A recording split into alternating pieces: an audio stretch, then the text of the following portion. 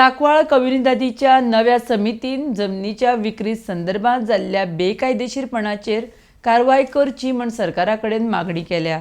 ह्यान फुडें जमनीची बेकायदेशीर विक्री जावची ना हाची आमी खबरदारी घेतले। तशेंच दाबोळे कम्युनिदादीची जमीन सांकवाळ कम्युनिदादीन विलीन करची म्हण समितीन मागणी केल्या। RDXGOA खातीर सांकवाळच्यान प्रसाद नायक।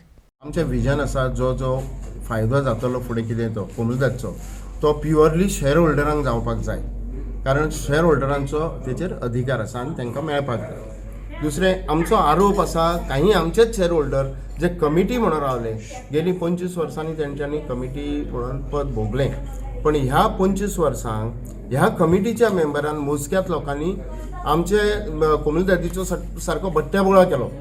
फुडें आमचें विजन आसा की आमच्या सायडीक तेंकोन दाबोली कम्युनिदाद आसा जी टोटली नॉन फंक्शनल, तेंचे सुवातेर कोणी कितें त्याचो उपयोग करता आनी ती जमीन पडलेली आसा, ती सुवात आमी आमच्या सांकवाळ कम्युनिदादीन विलीन करपाक लागून आमी प्रयत्न करतले।